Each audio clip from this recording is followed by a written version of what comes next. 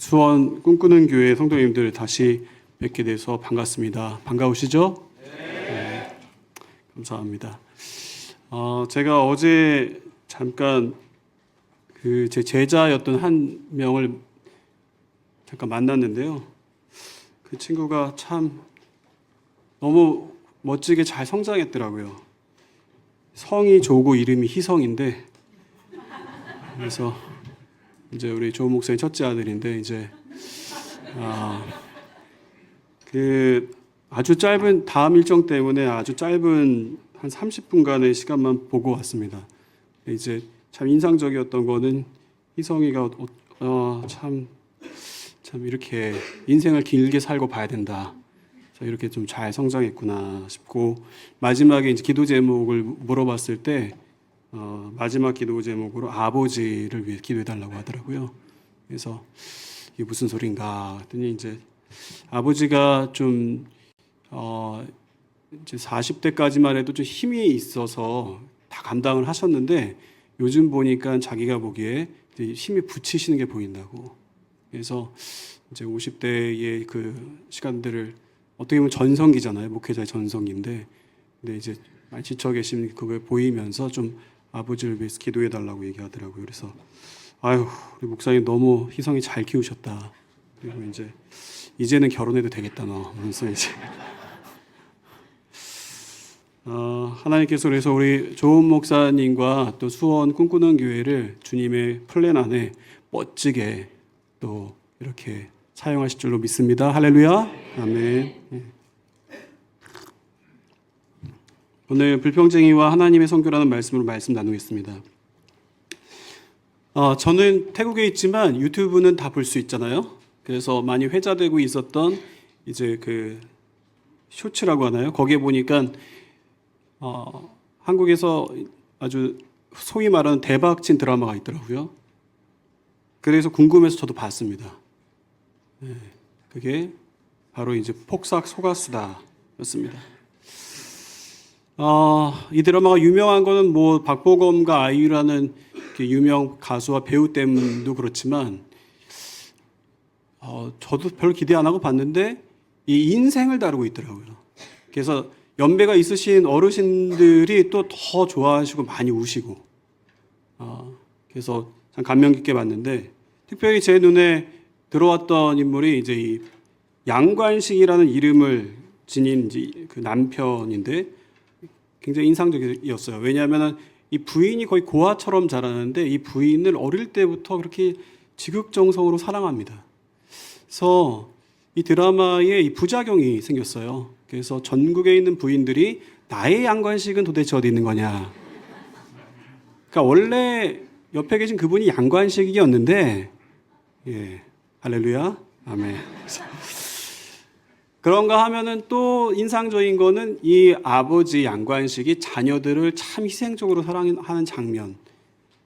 그게 참 인상적이었습니다. 자녀들 중에서 참 아픈 손가락 같은 친구가 있잖아요. 특별히 둘째 아들이 그랬습니다. 툭 하면 이제 사고를 쳐서 학교로 불려가요, 부모님이. 그리고 이제 결국은 어린 나이에 사고를 쳐서 이제 임신을 여자친구를 하게 하고, 그리고 어떤 사건에 연루되어 막대한 금전적 피해도 입어서 유치장에도 갑니다. 그래서 인생의 기록에 빨간 줄이 거진 거예요. 그러니까 뭐 어디에서 고용되는 것도 어렵고, 그래서 그때 그 당시 가장 유명했던 그 사업, 찹쌀떡 메밀묵. 자꾸 보리떡이 생각나. 그래서 이게 직업병이다 생각하면서, 그래서 찹쌀떡 메밀묵을 파는데 이게 생각보다 잘 안 팔리는 거예요. 근데 어느 날부터 잘 팔렸어요. 그래서 이제 되나 보다 싶었는데, 그 어느 날부터 잘 팔렸을 때 그 이웃들이 했던 말이 자꾸 귀에 맴도는 거예요. 사주면서 야, 이 자식아, 네 아버지한테 잘해라. 네 아버지 좋은 사람이야. 그거를 살 때마다 그 얘기를 해서 나중에 곰곰이 생각해 보니까 뭐가 있구나. 알고 봤더니 아버지가 아들의 이런 상황을 보고서 미리 이웃들을 다 찾아가서 돈을 다 낸 거예요. 돈을 준 거예요. 그리고 우리 아들이 오면은 좀 사달라고. 이제는 곧 이 어린 아들이 아버지가 되는데, 이제 얘가 너무 위축되고, 그러면 하여튼 진짜 좋은 아버지 그 가장으로 살아가야 되는데 좀 격려해 주시고 사달라고. 그리고 이 아버지가 양관식이라는 아버지가 이제 소천할 때였는가요? 하여튼 이 둘째 아들이 아버지를 떠올리는데 이 첫째가 누나였는데 너무 월등하고 공부도 잘하고 그러다 보니까 이 둘째의 마음에 부모님은 누나만 좋아해, 첫째만 좋아해. 차별하셔. 그래서 어릴 때 막 퉁퉁거리면서 불평할 때 이 아버지가 둘째 아들을 몰래 데려가갖고 중국집에서 짜장면을 사주는 장면이 나옵니다. 그리고 매년마다 그때가 되면 이 아들을 데리고 가요. 짜장면을 사주러. 그리고 아들에게 얘기하죠. 이거는 너하고 나만 아는 비밀이야. 엄마하고 누나한테 얘기하지 마. 저는 이 장면을 보면서 하나님 아버지, 아버지의 마음을 생각해 보게 됐어요. 사실 드라마에서도 많이 나오지만 뭐 이런 참 감동적인 장면도 있지만 이제 보통 막 자식들이 부모님한테 막 불평하는 그런 장면이 많이 나와요. 자식들은 그렇잖아요. 뭔가 필요할 때는 굉장히 자세를 낮추고 겸손한 목소리로 뭐 필요하다고 연락이 와요. 특히 아들들이 그래요. 제가 아들이 셋인데 오 주여. 그렇지만 뭐 필요할 때는 연락하고 그렇지만 평상시에는 별로. 그리고 어떤 사안이 있으면은 막 따지고 들면서 불평하기 일쑤입니다. 그래서 가끔씩 이걸 버릴 수도 없고 이게 불쑥불쑥 화가 올라오죠. 아마 자식이 아니었고 타인이었으면 관계를 일찌감치 끊었을 겁니다. 그래서 이 자식인데 어떡하겠어요. 다음 날이면은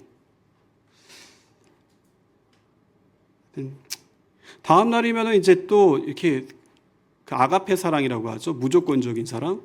그래서 아들 자고 있는데 가서 이렇게 안아주는 거예요. 아휴, 이렇게 애가 불쌍하냐. 이 어떻게 세상 살려고 이러나. 그러면서 이제 안아주는 거예요.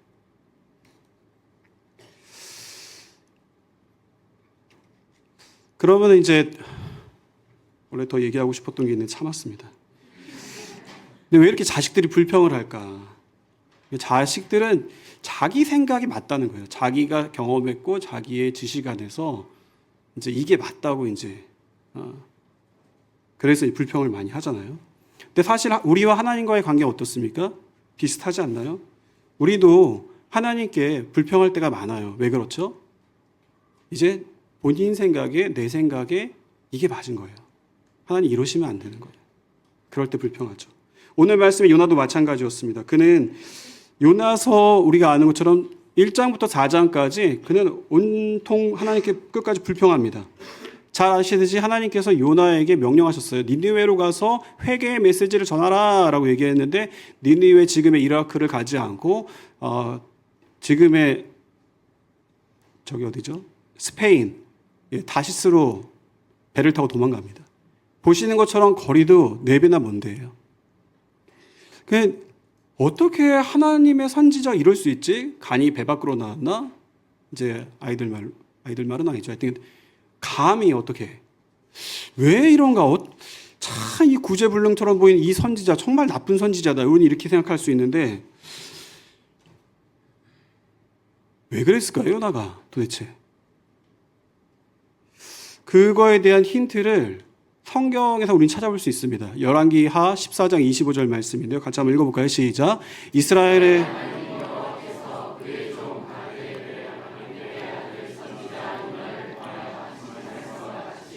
여로보암이 이스라엘 영토를 회복하되 하마더기에서부터 까지 하였으니. 요나는 당대의 다른 선지자들과 달리 당대의 다른 선지자는 아모스와 호세아인데요. 그들은 이스라엘의 왕 여로보암을 꾸짖었어요. 그의 불의함과 부패함을 꾸짖었던 선지자였고 그런 아모스서나 호세아서는 그런 내용이에요. 그런데 그들과 달리 하나님께서 요나를 통해서 하신 말씀의 내용이 달라요. 뭐죠? 이스라엘 영토를 회복시키시겠다는 거예요. 영토의 확장이에요. 이게 뭘 의미할까요? 이스라엘의 번영이에요. 영적으로는 죽어가는데 눈으로 보기에는 번영이 있는 이스라엘의 당시 상황이었고 그거를 하나님이 요나에게 말씀하게 하셨어요. 그래서 요나는 국가의 힘과 영향력을 행사하는 군사 정책을 지지하던 애국심이 가득한 민족주의자라고 추정이 됩니다. 그랬던 요나에게 하나님께서 당시 이스라엘을 괴롭혀서 조공을 빼앗았던 그 아시리아라는 거기에 니느웨의 도성에 가서 회개의 메시지를 전하라는 건 도저히 용납이 안 되고 이해가 안 되는, 도대체 이해가 안 되는 요구였다는 거예요. 그래서 간 겁니다.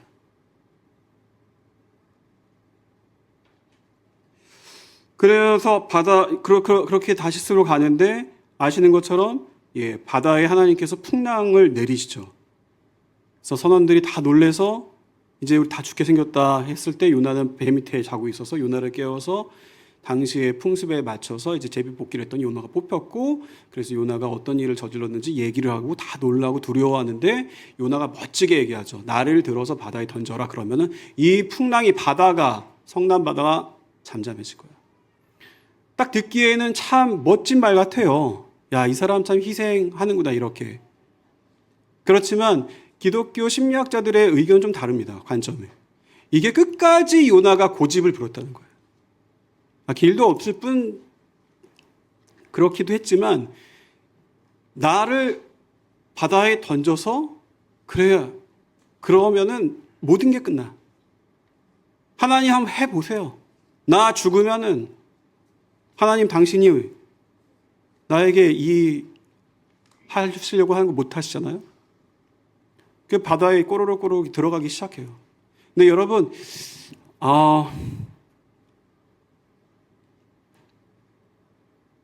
사람이 죽는 순간이 되면 그때서야 제정신이 차려집니다. 그리고 내가 누구인지, 그리고 하나님은 창조주이시고 크리에이터, 조물주, 그리고 나는 한낱 피조물. 내가 아무것도 아니구나. 그걸 깨닫게 됩니다.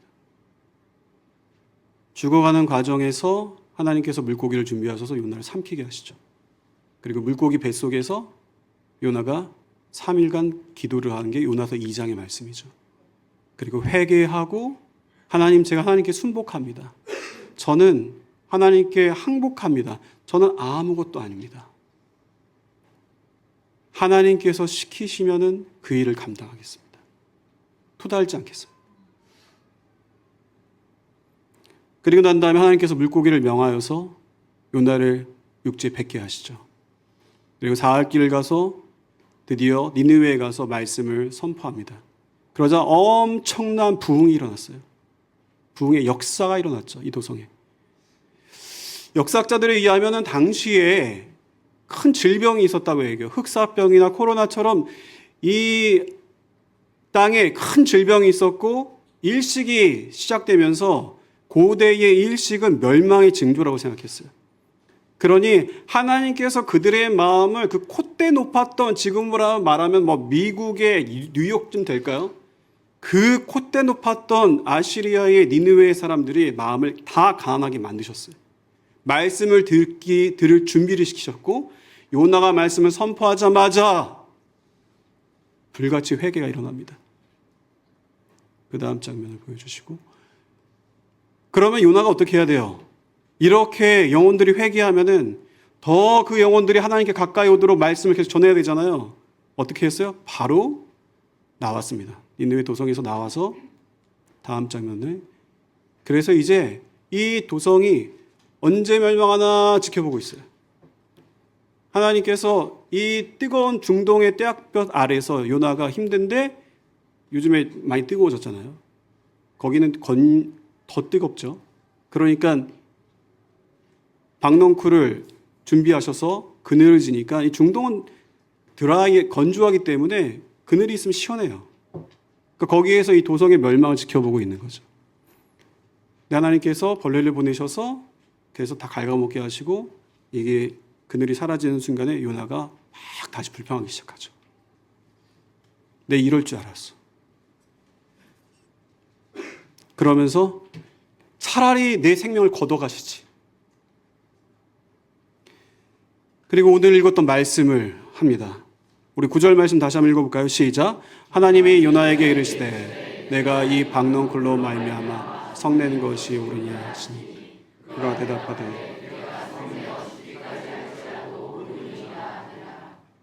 네가 옳으냐? 옳으니이다.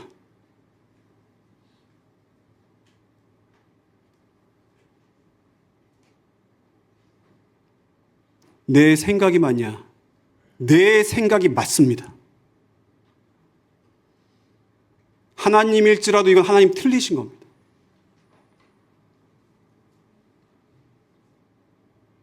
내가 맞아요.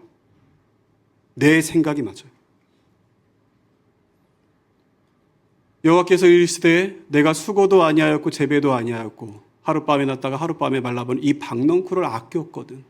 하물며 이 큰 성읍 니느웨에는 좌우를 분별하지 못하는 자가 12만 명이요 가축도 많이 있나니 내가 어찌 아끼지 아니하느냐 하시니라.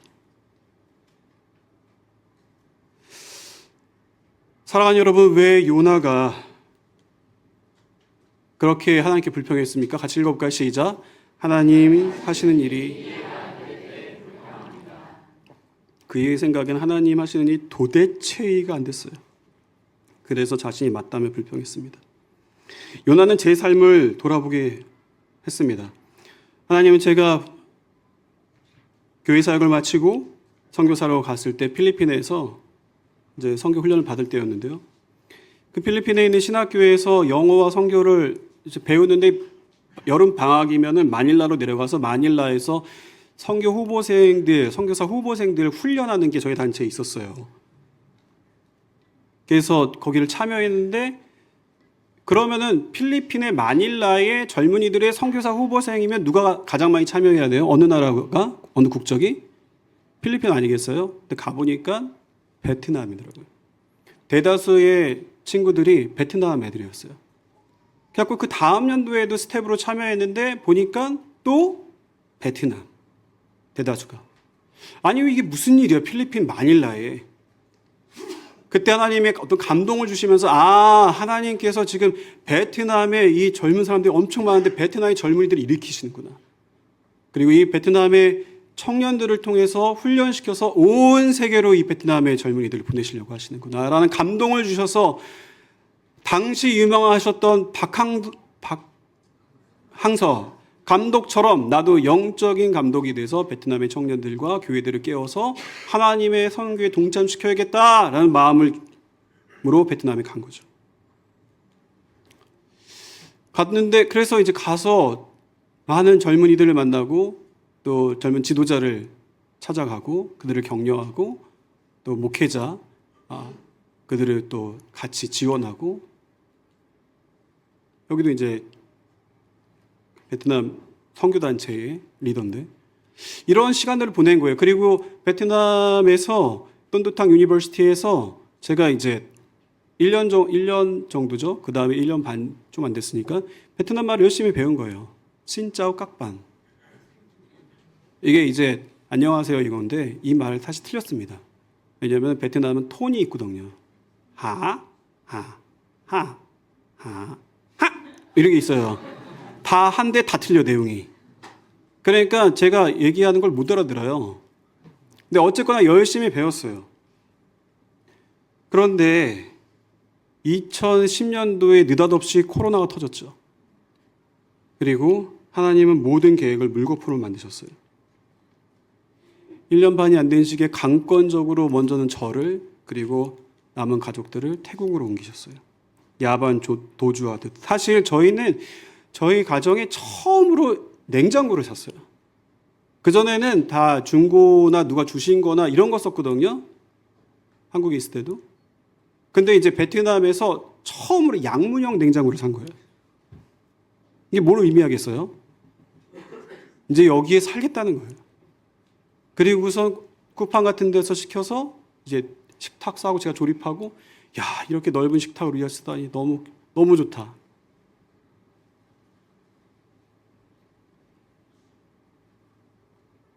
근데 야반도주 하듯이 이제 베트남 떠나게 됐어요. 뭐 그 얘기를 다 들을 수는 없고 예전에 뭐 말씀 한번 들었으니까 하시면 좋겠고 어쨌거나 팀에서는 참 어려운 시간을 제가 겪게 됐고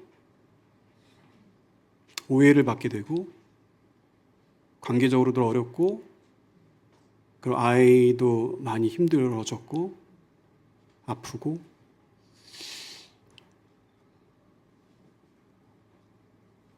이해할 수 없는데 하나님께서 갑자기 리더를 통해서 명령이 떨어져서 이제 옮기게 된 거예요.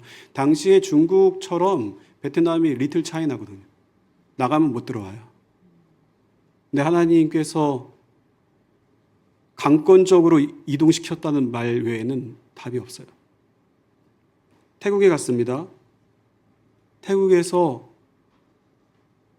멍하더라고요. 다시 사와디캅, 커쿤캅, 헝남 유티나이 크랍, 화장실 어디예요? 너무 중요한 표현. 하여튼 이걸 다시 배우게 되는데 나는 누구 여긴 어디. 사실 필리핀에서 선교훈련 받을 때 태국에서 같이 사역하자는 요청이 있었거든요. 근데 그때는 전혀 그런 마음 안 주시고 그래서 베트남으로 간 건데 부를 거면 일찍 부르시지. 글로. 아니 선교사로 좋은 예가 되고 싶어서 보여드리고 싶은데 뭐 보여드릴 게 없어. 생각해 보세요. 필리핀에서 2년 영어 공부해갖고 이제 사역할 만하니까 베트남으로 왔어요. 1년 반 좀 안 되는데 좀 말이 통할 만하니까 태국으로 왔어요. 그러니까 혹자는 목사님 언어에 은사가 있으신가 봐요. 뭐 이런 얘기를 해요. 남이 속도 모르고. 그러니까 하나님의 은혜로 사역을 할 뿐이에요. 감당할 뿐이에요. 그러니까 하나님은 본인이 영광 받으시겠다고 저를 제가 능력으로 했다는 거를 말할 게 하나도 없게 만드신 거예요. 그 사역이 일어나고 그 일을 감당하는 거는 다 그냥 하나님의 은혜로 할 수밖에 없어요. 그래서 태국에 오니까 하나님이 중국, 인도, 네팔, 인도네시아 또 어디 있나 이런 국제사역의 길들을 더 하게 하신 거예요. 그건 너무 감사한데 사실 있으면서 불쑥불쑥 힘들었어요, 마음이. 왜냐하면 제가 보니까 선교사님들이 20대에 많이 나오셨어. 그러니까 현지말을 너무 잘하세요. 그런가 하면 우리 팀 선교사님들은 국제 동원 사역을 20대부터 했으니까 막 영국에서 오랫동안 있고 하다 보니까 영어를 기똥차게 잘하셔요. 그럴 때마다 찾아오는 비교의식. 이럴 거면 일찍 부르시던지. 40이 넘어갖고 불러서 그 새 나라를 거치면서 하나님 너무 내 자신이 초라해 보이고 여러분 그거 아시죠? 언어만큼 사람을 되게 위축되게 만드는 게 없어요. 해외 나가보시면 아시잖아요. 아무 말 못하면 베이비가 되는 거예요. 아기가. 또 베이비가 됐어요. 또 좀 얘기할 만하게 또 베이비가 됐어요. 하나님 외에는 의지할 수가 이렇게 좋은 말 하고 싶지도 않아 막.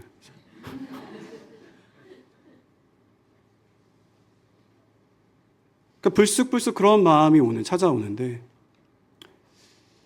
그냥 내가 한국에서 있었더라면 어땠을까? 한국에 같이 사역했던 목사님들 생각도 나고 이찬성 목사님 지난번에 뵈니까 그래서 내가 너 그냥 있으라고 했잖아.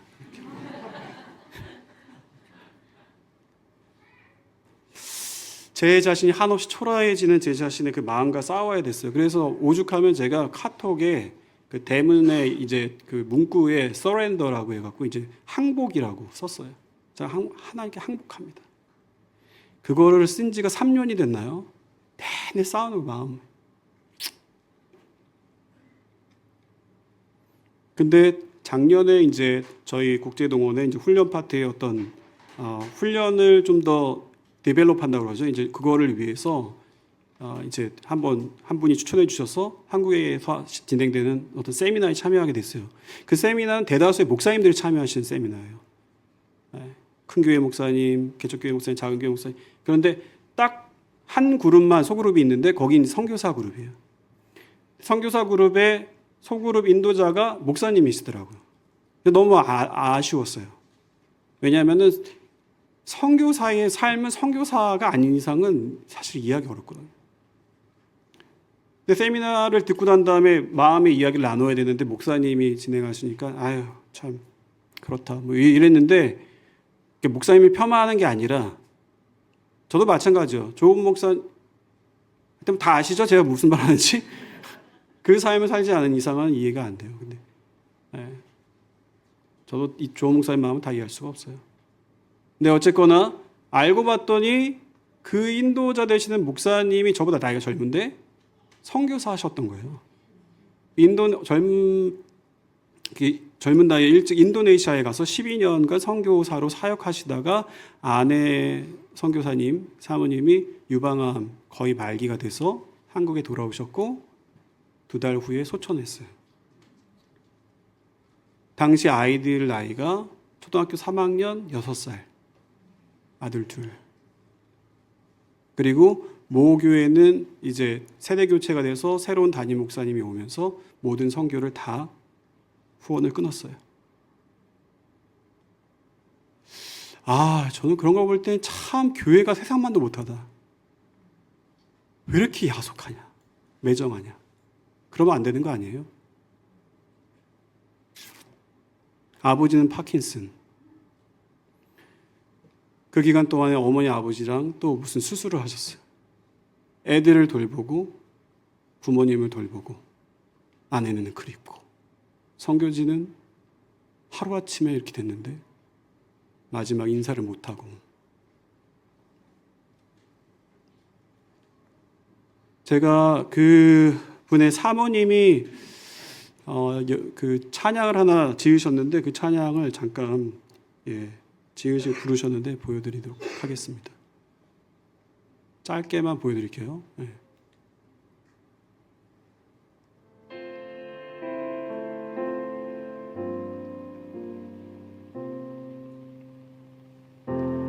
주님이 부르신 자리, 그곳이 십자가의 자리, 그곳이 생명의 자리.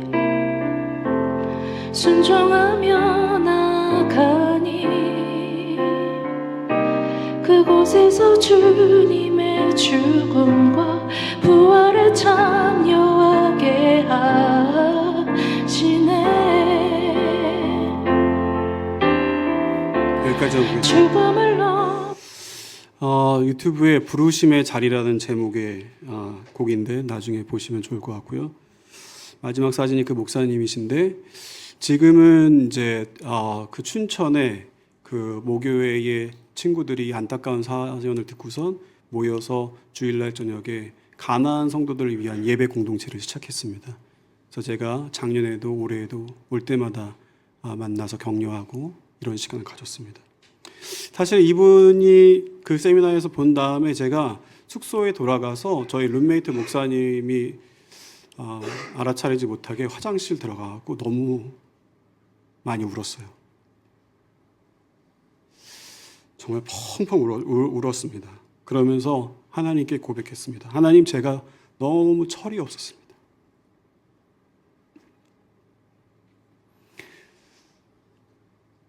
하나님, 다 이해가 안 되는데 이런 걸 삶이 다 이해가 안 되는데 그래도 여전히 하나님은 역사의 주관자이시고 내 삶을 주관하시는 하나님이십니다. 하나님, 하나님께 항복합니다. 하나님께 순복합니다. 주님이 가라면 가고 멈추라면 멈추고 비교하지 말아라. 너는 나를 따르라. 하나님께 순복합니다. 그때 비로소 제 환도뼈를 하나님 치셨어요. 그 이후부터는 더 이상 그 마음이 들지 않아요. 하나님은 하나님의 사람들을 그렇게 빚어가시잖아요.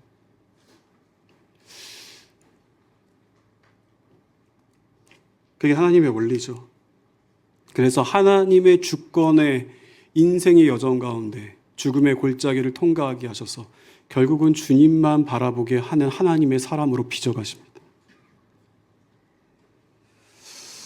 이찬수 목사님 아버님이 교회를 위해 금식하시다가 돌아가셔서 젊은 날의 목사님이 하나님께 대한 원망이 얼마나 컸습니까?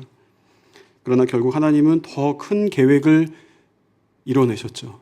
그리고 여러분은 지금 그 계획 안에 계시죠. 이와 같이 그때는 이해 못했지만 고통에는 뜻이 있고 결국 주님의 때에 우리는 그 뜻을 이해하게 됩니다. 그때는 이해 못했지만 나중엔 이해하게 돼요. 저희 선교사역도 마찬가지였어요. 그때는 이해가 안 됐는데 돌아보니 하나님이 이해를 시키시더라고요. 특별히 제가 태국에 들어왔을 때 이 베트남 선교사님 1호 가정교회 파송 선교사님을 만났어요. 이분들의 이름이 아모스 루신데 영어 이름이 참 이분들은 그 태국의 이산 지역이라고 동북부에 있는 2차 세계대전 때 넘어와서 살고 있는 그 베트남의 후손들을 찾아가서 거기 교회가 없으니까 복음을 전해서 교회를 세우고 이 사역들을 감당하셨어요. 그런데 이분들이 영어가 안 되고 태국어도 참 잘 안 되셨던 그때에 심지어는 이분들 참 기도의 사람인데 정말 기도 하나로 와 용감하다 이런 여기 심카드 바꾸는 것도 모르시고 코로나 때 이분들을 데리고 다니면서 이거 백신 도와드리고 직간접적으로 하나님께서 4, 5년을 같이 이분들의 사역과 이분들의 삶을 도와드렸어요.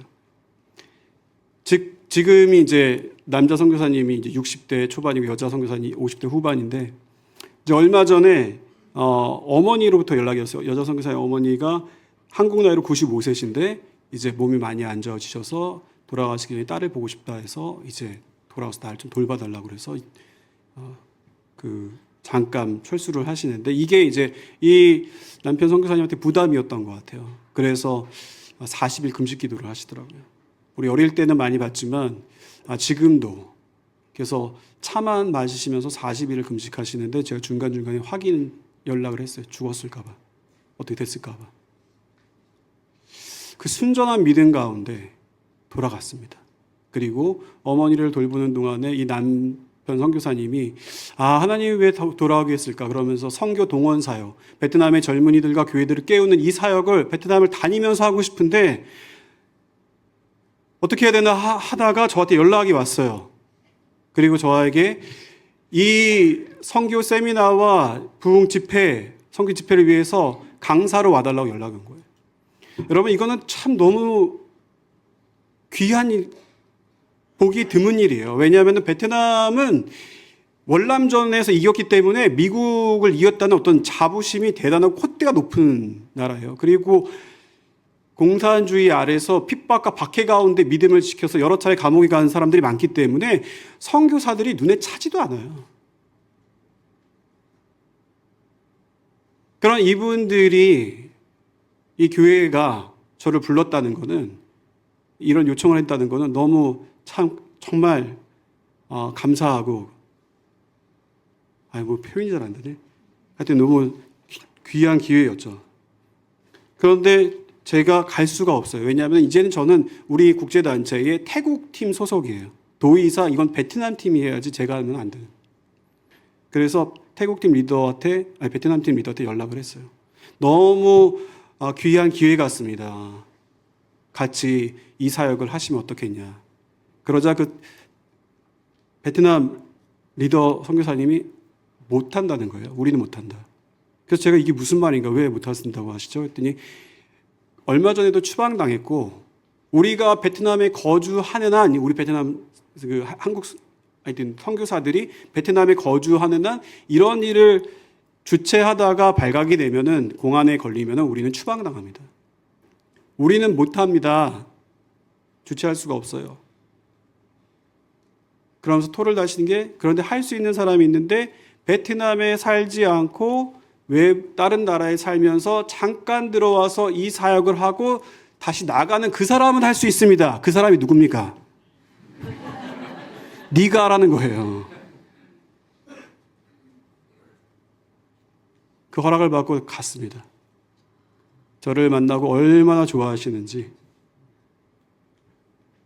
갔더니 제가 20kg짜리 큰 캐리어를 갖고 왔는데 오토바이 딱 한 대 서 있더라고요. 다시 시작됐다. 제 무릎 위에 그걸 얹혀놓고서 이제 가는 거예요. 그래서 5, 6교회 작은 교회들이 모여서 그 리더급들이 모여서 같이 선교 세미나를 같이 진행을 했어요. 그리고 또 다른 교회가 갖고 선교 부흥회를 진행했습니다. 제가 가는 동안에 담임 목사님 오토바이 뒤에 타갖고 덜덜덜 거리면서 가는데 베트남에 아시죠? 지도에 보면 해변이 엄청 긴 거. 이 해변가 마을인데 제가 그 바다를 보면서 그런 생각이 들었어요. 하나님이 얼마나 크신가. 하나님 크신 하나님이 아니라 하나님이 크신 하나님이. 하나님의 생각을 그 수를 헤아릴 수가 없어요. 같이 읽어볼까요? 시작. 하나님의 생각은 언제나 나의 생각보다 크십니다. 광대하신 하나님. 그 선교사님의 관계를 통해서 나로 하여금 계속해서 베트남의 청년들과 교회들을 하나님의 선교에 동참하도록 독려하시는 이 놀라우신 하나님의 계획. 갑자기 불평했던 저를 생각하니까 하나님께 미안해졌습니다. 여러분 어떠십니까? 여러분 왜 그렇게 염려하시고 불평하시고 걱정되시고 의심하십니까? 내 생각 이게 많은 거 아니에요? 다음 말씀 읽어볼까요? 같이 한번 읽어볼까요? 시작. 너는 마음을 다하여 여호와를 신뢰하고 의지하자. 내 명철을 의지하지 말라. 쉽게 말해 너 생각을 내려놓으라는 거예요. 내가 맞아요. 네 생각을 내려놔라. 상식적으로 그 생각이 맞아 보여요. 그런데 내려놓으라는 거예요. 대신에 뭐래요? 여호와를 신뢰하라. 나를 신뢰해라. 나 하나님의 존재를 끝까지 신뢰하라. 너의 인생이 다할 때까지 신뢰하라. 내가 너를 통해 나의 역사를 이루어가며 나의 선교를 이루어간다. 하나님께서 이 자리에 계신 수원 꿈꾸는 교회 성도님 한 분 한 분과 이 교회를 통해서 그분의 역사와 그분의 선교를 이루어 가시는 줄 믿으시기 바랍니다. 말씀을 마쳐야 되는 시간이 됐는데 하나 더 남았어요. 빨리 해볼게요. 같이 한번 읽어볼까요? 하나님의 마음이 이해가 안 될 때 불평합니다. 요나는 하나님 마음이 이해가 되지 않았어요. 아시리아 니느웨는 이스라엘 오랜 적국이자 당시 테러국으로 잔인하기로 소문났습니다. 그래서 이 유물에 보면 밑에 잔인한 목을 잘린 이런 장면도 있어요. 그래서 요나의 생각에 니느웨는 용서받을 자격이 없다고 생각했어요. 아시리아의 니느웨는 멸망마다 마땅한 자들이었어요. 그런데 왜 그런 자들에게 하나님은 회개할 기회를 주시나? 그의 생각에 하나님의 마음이 도대체 이해가 안 되는 거예요. 이 요나서를 묵상하면 할수록 제가 떠올랐던 예수님의 비유가 하나 있었는데 그게 무엇이었냐면 누가복음 15장의 다람아의 탕자의 비유입니다. 둘째가 배은망덕하게 재산을 요구하고 떠나가죠. 그리고 그 둘째가 거렁뱅이가 돌아왔을 때 아버지가 그를 끌어안고 그를 위해 잔치를 베푸십니다. 그 아버지가 이해가 안 돼요. 첫째 아들의 눈빛을 보세요. 그래서 첫째 아들은 판단합니다. 둘째는 그럴 자격이 없습니다. 그리고 이 부분에서는 아버지도 틀렸습니다. 이건 정의롭지 못해.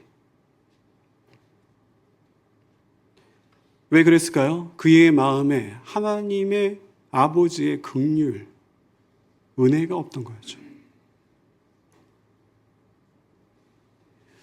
여러분, 첫째만 그렇습니까? 우리는 어떤가요? 먼 데도 아니고요. 우리 집에 내 침대에 같이 누워있는 그 인간이 힘들어요. 여기서 웃어야 되는데 약간 지금 타이밍이 늦었습니다. 근데 우리 안에 은혜가 정말 있나요? 이 인간은 안 돼.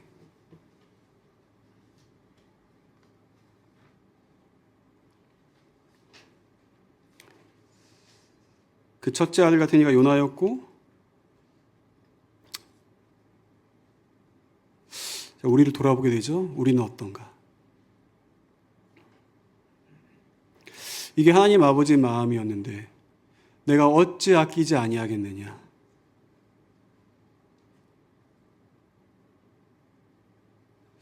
우리는 내 생각에 국한돼서 나만, 내 가족만, 내 민족만, 민족까지 가도 다행이에요.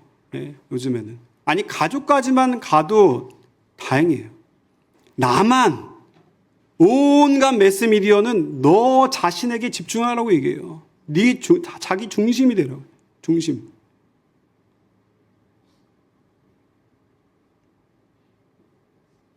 다른 나라가 무슨 상관이야.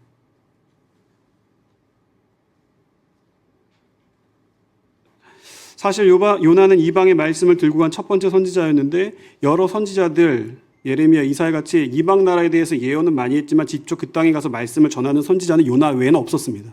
하나님께서 요나를 통해서 그의 사고를 확장시키시는 거예요. 너의 민족만이 아니다. 너의 사고를 확장시킨다. 그리고 나는 나의 형상으로 지어진, 하나님의 형상으로 지어진 나의 영혼들을 포기할 수가 없다. 내가 어찌 아끼지 아니하겠느냐.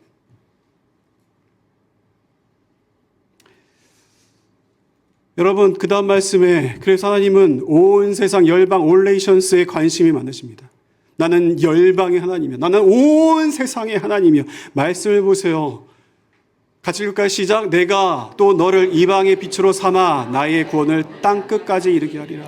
나의 구원을 땅끝까지 이르게 하리라. 이르게 하리라.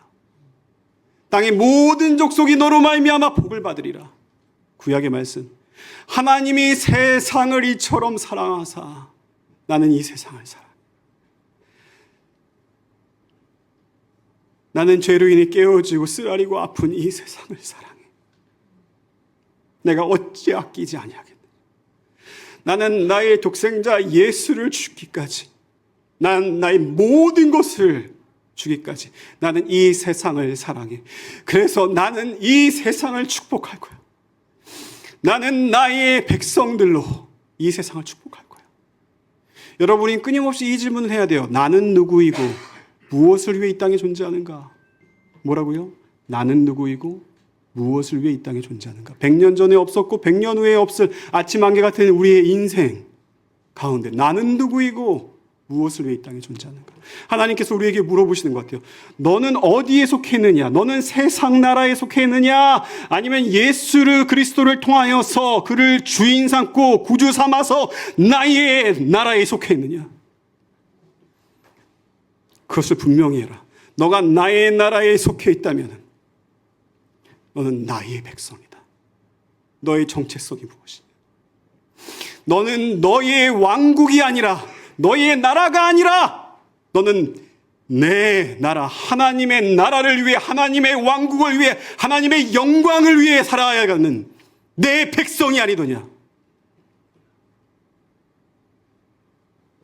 일어나 나의 백성들아, 이 깨어지고 아프고 쓰라린 너의 이웃과 온 세상을 축복하여라.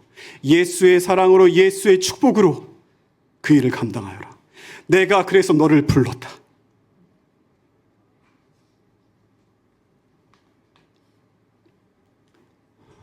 하나님, 제가 이렇게 얘기하지만 저도 마찬가지였어요. 내 생각에 갇혀있던, 하나님께서 인도면 인도, 이게 선교사 후보생들이고 지금 중국에 간 인도 선교사들이고, 예, 다 말씀은 못 드리지만 수만, 푸남, 네팔에 있는 사역자고 중국에 있는 사역자고, 예, 또 태국에 여기도 고령화가 되어가면서 청년들을 위한 그 교회를 한 목사님이 개척했는데 그 목사님을 같이 몬트리란 목사님 돕고 있고요. 그리고 하나님 계속 확장시키시는 거예요, 생각을. 터키에 갔더니 난민으로 와서 거기에서 예수를 믿은 이 터키, 이란 사람들이에요. 이란 사람들 정권로 보여주시면은. 그래서 이 하르파 이들이 난민을 빼놓고는 이제는 선교의 흐름을 얘기하기가 어려워요. 거기에서 예수를 믿고선 거기에서 이제 결과적으로는 지금은 페르시아인을 위한 교회를 하고 있습니다. 그리고 이들은 지금 사역자가 됐어요. 그리고 너무 어려운 시간이 있어서 제가 같이 돕는 일이 있었고요. 그리고 이제 미얀마입니다. 지금 매스컴에 많이 안 나오지만 점점 미얀마의 상황은 악화되어 가고 있습니다. 저희 둘째 아들의 베스트 프렌드가 이제 미얀마 선교사님인데, 그러니까 미얀마를 다 탈출하는 거예요. 점점 태국 국경에 있는 미얀마의 난민촌은 점점 더 커져가요. 그래서는 기회가 될 때마다 한국 교회에 연결이 오면은 이제 이들을 물자를 공급하고 복음을 전하는 일을 같이 미얀마 목사님과 하고 있어요. 급기야는 하나님이 선교의 한 부류인 탈북자를 보게 하시는데, 북한에서, 중국에서, 베트남에서, 라오스를 거쳐서 태국으로 와서 한국으로 옵니다. 이들이 3개월간 말씀을 듣고 칼부림할 정도로 험악한, 인신매매다 험악한 인생을 살던 이들이 예수를 믿고 하나님 아버지를 찾고 난 다음에 이들의 삶이 변화돼요. 그리고선 이들의 마지막 수료식 때 세례식을 하고 세족식을 하는데 눈물의 세족식이요. 저는 그런 세례식을 본 적이 없어요. 나의 아버지를, 하늘 아버지 찾았다고. 어둠의 나라에서 빛의 나라로. 모두가 다 울면서 내가 어찌 아끼지 아니하겠느냐. 나는 세상을 사랑해. 나는 이 깨어지고 신음하는 이 세상을, 나는 나의 백성들이 나를 이 땅을 위해서, 온 세상을 위해서, 열방을 위해서 기도하기를 원해. 그래서 저는 이 수원 꿈꾸는 교회를 칭찬해드리고 싶어요. 고려인 사역을 시작하셨다고 들었어요. 하나님께서는 그 사역뿐 아니라 우리나라를 포함해서 깨어지고 아픈 영혼들을 우리를 통해서 축복하기를 원하십니다. 여러분의 마음에 부담이 가는 그 영혼을 위해서 기도하시고, 그 분야를 위해 기도하시고, 그 나라를 위해 기도하시고, 그렇게 축복된 주님의 백성 되시기를 주님의 이름으로 축복합니다. 마지막으로 이분을 소개하고 말씀 마치겠습니다. 이분은 베트남 여인인데 20대 예수를 만났고 신실하게 주님을 따랐습니다. 그래서 예수를 만나자마자 열심히 전도를 했어요. 열심히 전도를 했어요.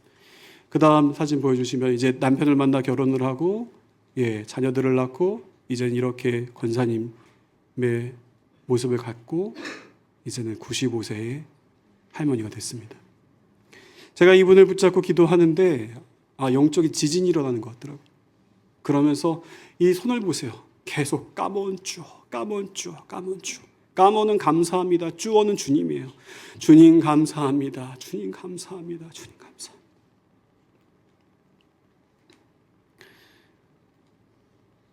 에이.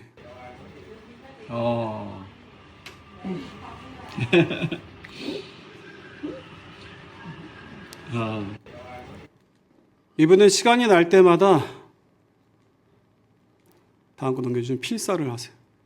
성경을 쓰시고 자녀들을 위해 기도하시고. 이분은 무명의 그리스도인 아니겠어요? 이분은 선교사도 아니고 목회자도 아니에요. 그러나 무명의 그리스도인 주님이 기억하시죠. 자손을 위해서 기도하다 보니까 어느 순간에 보니까 열방을 위해서 기도하고 있는 거예요. 이분의 자손 가운데 7명의 목사, 5명의 사모, 2명의 선교사. 여러분, 베트남의 핍박 가운데서의 목사가 된다는 것은 쉬운 결정이 아니에요. 저를 통역했던 자매가 조카 며느리인데 물어봤어요. 왜 이 형제랑 결혼했냐고 했더니 이 형제의 집안 안에 견고한 믿음을 봤다는 거예요. 흔들림이 없는 믿음. 여러분, 하나님의 선교, 무엇이 선교일까요? 어머니의 삶이 선교가 아닐까요? 결국 하나님의 마음을 이해해 갖는 삶이 선교가 아니겠습니까? 말씀을 마치겠습니다. 불평쟁이 요나는 결국 어떻게 되었을까요?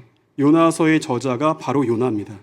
우리는 결과를 추측해 볼 수 있죠. 요나는 자기의 과거를 회상하면서 이 책을 기록하고 있어요. 그리고 하나님께 부끄럽고 결국 하나님 마음을 알아가기 시작했어요.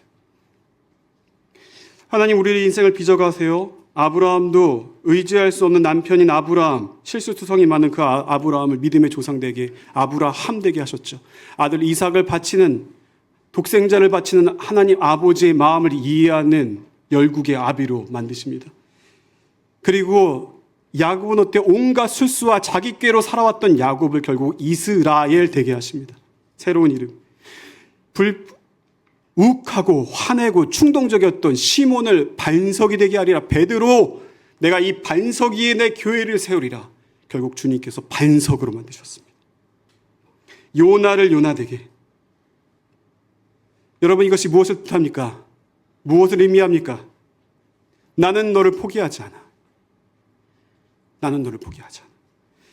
끈질기게 우리를 사랑하셔서 우리의 삶을 주님의 역사로 만드시고 결국 그 하나님의 마음을 이해하게 하셔서 하나님의 세상을, 온 세상을 축복하시는 그분의 선교를 성취해 가시는 하나님이신 줄로 믿습니다.